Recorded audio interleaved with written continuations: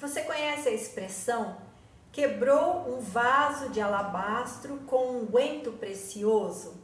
Nós vimos o estudo sobre a mulher que ungiu Jesus. Nós vimos se é uma mulher ou duas mulheres, uma situação ou duas situações. Mas neste pequeno vídeo aqui eu queria falar sobre o alabastro e o bálsamo ou unguento, o nardo, enfim, o que significa, o que é cada coisa. Então, na verdade, o alabastro, ele é o frasco que carrega o unguento ou o bálsamo. O alabastro, ele é uma espécie de mármore branquíssimo, que pesquisando, né, é carbonato de cálcio como sendo o melhor material para conservar os seus ungüentos. Então, vamos dizer assim, generalizando, é como se fosse um material feito de um gesso fininho, né? E que abriga bem um unguento.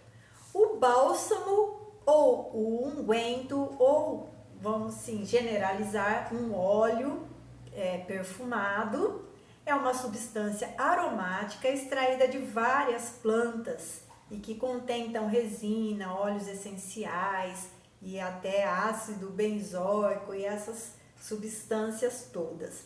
O bálsamo de nardo, que é o mencionado na Bíblia, né, ele tem várias propriedades medicinais.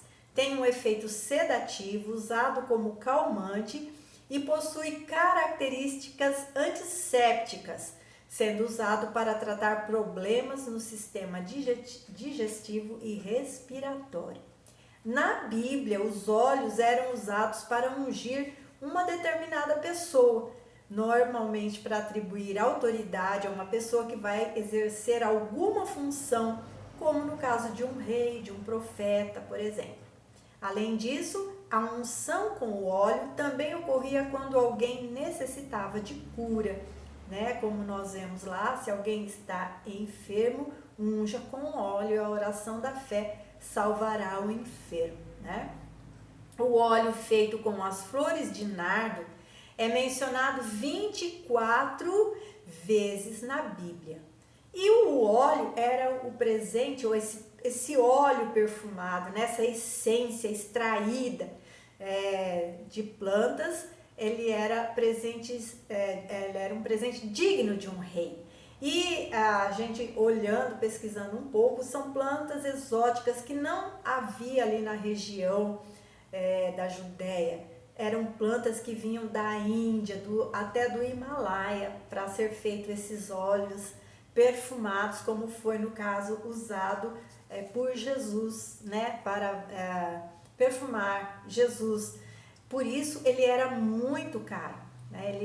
Ele tinha o valor de o salário de um ano de uma pessoa. Ele tinha o valor, como é mencionado, de 300 denários, né? 300 denários é o salário de quase um ano de uma pessoa, né? Porque um denário é o salário de um dia. Então, o frasco de um unguento partido e derramado demonstra um profundo e intenso amor pelo Senhor, pois não havia mais uma maneira de recuperar o líquido, uma vez que ele era quebrado o alabastro, né? O frasco de alabastro, e era derramado, não tinha mais como recuperar esse perfume. Então ele era uma maneira de expressar adoração, amor para o Senhor e submissão e dedicação, enfim, como foram feitas pelas mulheres que fizeram isso para com Jesus, né? Então, talvez a intenção da mulher fosse honrar a Jesus como um rei, como sucedeu, Saul foi ungido como rei, né? Assim como Davi também foi ungido. Jesus, ele aceitou a unção, porém ele observou que este ato antecipava o seu sepultamento. Ele não aceitou ali ser ungido, denotando que ele seria rei. Ele lembrou-se que aquele ato simbolizava o seu sepultamento, que em pouco tempo ele seria morto.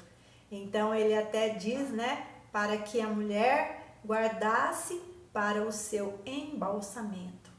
né? E ele também relata, no relato, ele diz que o que ela fez, Maria de Betânia, o que ela fez de ungir os pés de Jesus, seria lembrado para sempre, né? E isso aconteceu e acontece, nós estamos fazendo isso aqui, tá bom?